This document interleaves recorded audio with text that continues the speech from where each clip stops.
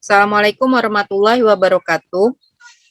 Waalaikumsalam warahmatullahi wabarakatuh. Jadi kalau kalian ketik kapasitor hanya di Google,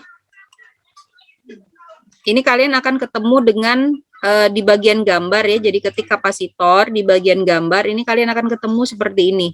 Ini ya, ini gambar-gambar kapasitor. Kapasitor itu adalah komponen elektronika yang berfungsi untuk menyimpan energi listrik dalam bentuk muatan. Tangki gitu ya, itu kan nyimpan air gitu ya.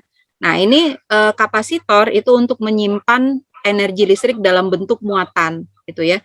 Dan logikanya kalau misalnya di tangki tadi airnya penuh, dia kan akan meluber seperti itu ya. Nah sama juga dengan muatan. Jadi kalau muatan itu sudah penuh di dalam kapasitor, dia akan keluar gitu ya. Nah keluarnya itu gimana? Keluarnya itu macam-macam caranya gitu ya. Bisa jadi meledak gitu ya. Nah kapasitor seperti ini itu ya. Ini kapasitor yang sering meledak nih.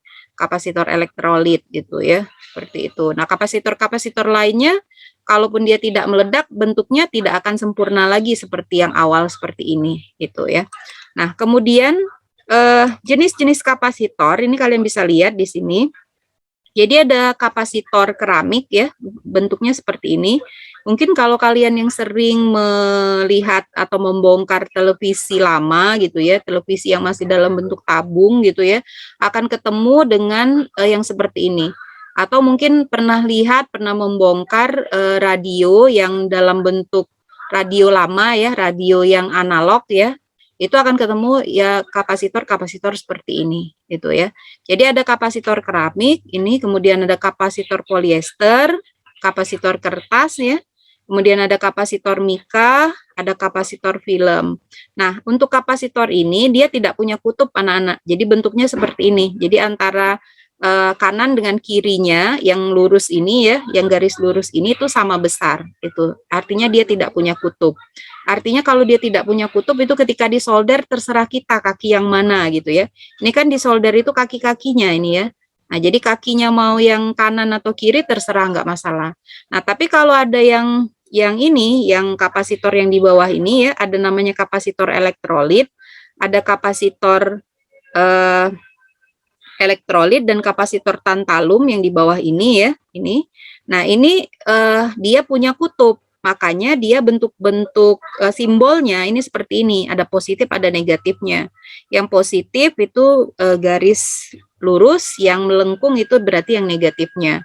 Jadi untuk tantalum juga seperti itu. Jadi ada positif, yang ini ada juga negatifnya, itu ya. Ini. Oke. Nah, ini untuk jenis-jenis kapasitor.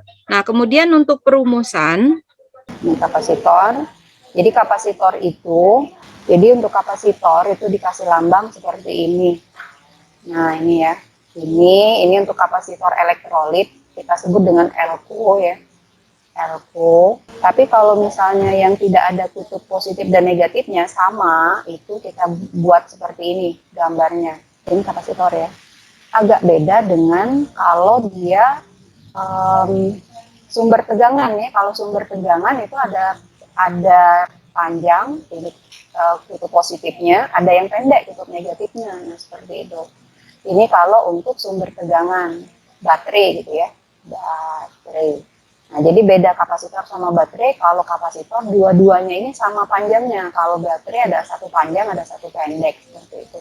Ini ya, susunan seri dan paralel dari kapasitor kita buat dulu. Jadi kalau untuk pertama kita buat susunannya susunan seri. Susunan seri itu kayak mana ya? Kalau susunan seri kayak ini. Jadi ini ada C1 misalnya ya, ada C2, ini ada C3. Nah, perumusan seri, jadi yang namanya kapasitor itu berbalik rumusnya dengan resistor. Jadi kalau resistor itu kan kayak posisi tidur Ibu bilang gitu ya. Jadi kalau kayak posisi tidur berarti dia kalau diserikan dia dijumlah. Nah, kalau untuk kapasitor ini kebalikan. Jadi kapasitor itu dia kalau untuk seri dia diseper. Jadi rumusnya seperti ini. Seper C seri sama dengan seper C1 tambah seper C2 tambah seper C3 dan seterusnya. Itu untuk dia susunan seri. Nah, yang kedua untuk susunan paralel. Paralel berarti kayak gini paralel kan?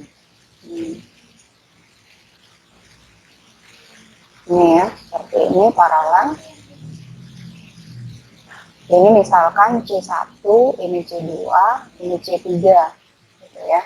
Nah, untuk paralel karena dia berlawanan dengan yang resistor ya. Kalau resistor kan kalau untuk paralelnya dikepler. Nah, kalau untuk kapasitor dia ditambahkan langsung gitu ya. Ya. Jadi di paralel dia itu dijumlahkan. Jadi C paralel itu adalah C1 tambah C2 tambah C3. Untuk muatan kapasitor, ini rumusnya seperti ini. Q sama dengan C dikali dengan V. Jadi keterangannya Q itu adalah muatan ya, muatan listrik. Muatan listrik satuannya kolom. Kemudian C itu adalah kapasitas kapasitor. Kapasitor. Nah, biasanya satuannya adalah farad. Kemudian V itu adalah tegangan. Satuannya kalau tegangan ya volt, gitu ya. Jadi sebenarnya kapasitor, perumusan dari kapasitor ini dia memanfaatkan dari energi potensial dan potensial listrik yang sudah kita pelajari sebelumnya, gitu ya. Di potensial listrik dan energi potensial listrik itu kan sebenarnya prosesnya itu memindahkan muatan gitu ya. Jadi memanipulasi muatan gimana supaya pindah dari satu keping ke keping lainnya. Nah, seperti itulah kira-kira yang terjadi pada kapasitor gitu ya, yang terjadi di dalam kapasitor gitu. Oke. Nah, kemudian karena di sini perumusannya seperti ini, I sama dengan C kali V ya. Sebentar.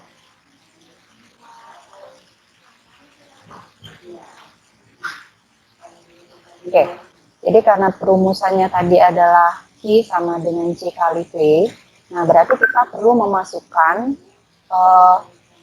V dan Q untuk susunan seri dan paralel ini gitu ya. Ini. Jadi perumusannya, ini dipanjangkan aja ya. Perumusannya untuk seri ini selain C, kita lihat adalah V dan Q.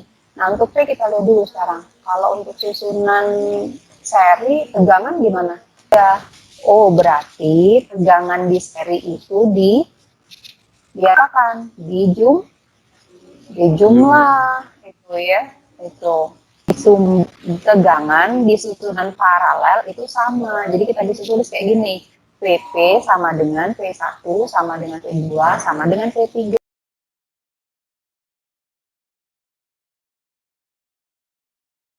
Sesuai dengan rumus kapasitor tadi ini ya. Jadi Q sama dengan C kali V.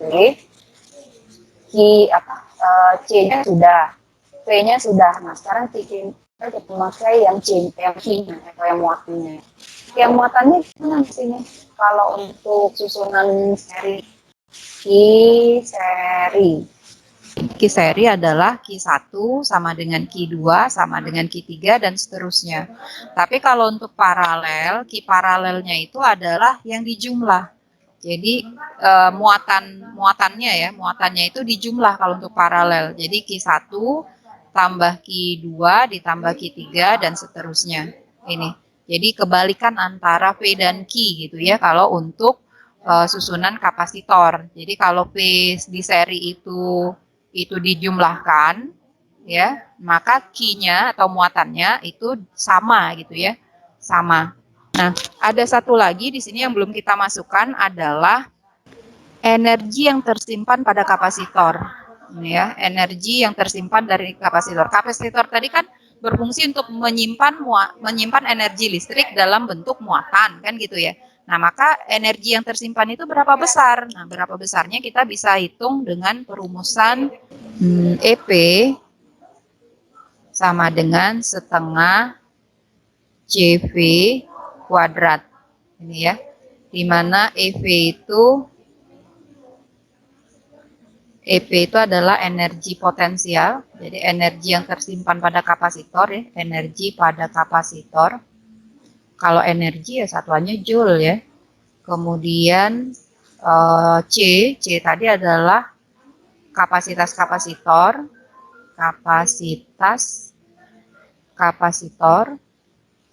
satuannya adalah farad, dan P tadi adalah tegangan. V sama dengan tegangan. Satuannya adalah volt. Oke, kalau sudah, ya itu saja ya untuk pembelajaran kita kali ini. Lebih dan kurangnya Ibu mohon maaf. Ibu akhiri, Assalamualaikum warahmatullahi wabarakatuh. Waalaikumsalam warahmatullahi wabarakatuh.